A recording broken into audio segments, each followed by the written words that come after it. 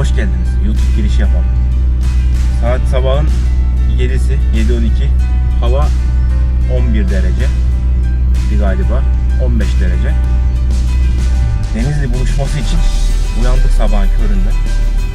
Ve şu an Osman abiyle, Anıl'da buluşmaya gideceğiz. Murat gelecek. Merhaba abimiz.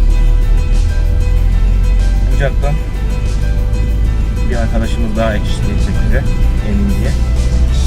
Onun otobüsü 8'de gelecekmiş. O saate kadar herhalde bir kültürde yemek yeriz veya toplaşıp çay içeriz, bir şey yaparız yani. Onu beklerken vakit öldürmüş olacağız. Şu anda kültür tarafına doğru gidiyoruz.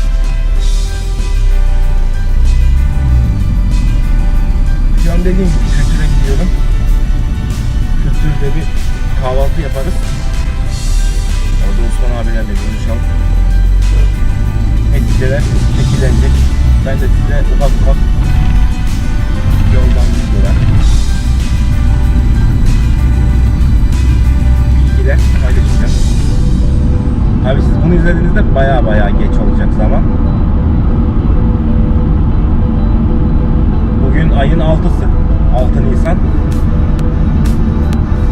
Bakalım 6 Nisan seyirler buluşması Denizli'de nasıl gelecek?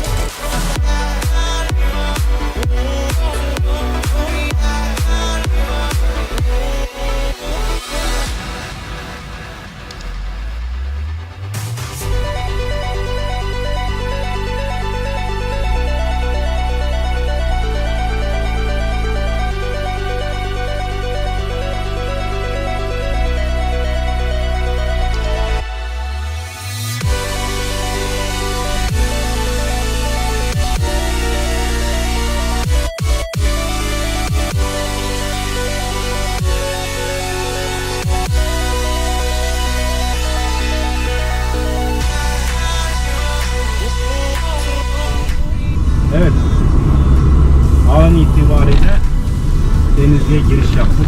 Saat 7 çeyrek geçiyor. Bayağı yavaş geldik. Yani 80'i çok zor gördük 80'i. Tabii ekiple birlikte olduğumuz için çok da yorulmadık. Hızlı gitmenin de pek bir anlamı yoktu. Şu an Denizli girişindeyiz. 9 gibi çıkmıştık yola. Bence güzel oldu. Beklediğimiz bir saatte girdik. Şimdi buluşma noktasına gideceğiz. İstanbul ekibi zaten dün çıkmıştı yola.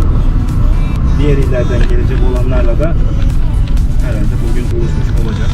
Evet, rotaya devam edelim o halde.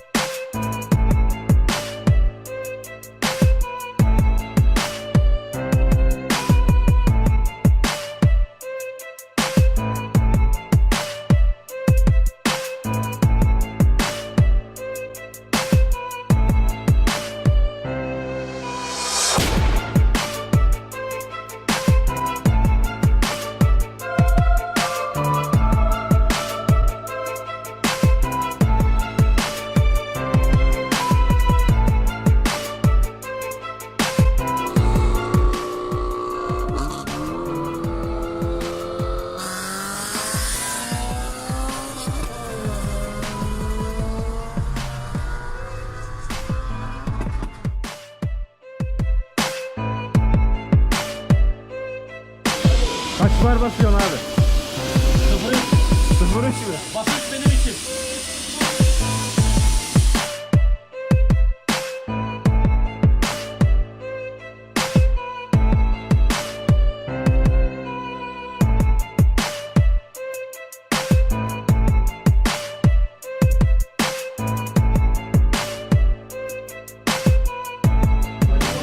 Buluşmanın en önemli olayını biz yapıyoruz oğlum. Sarmalık doğruyoruz. Doğru.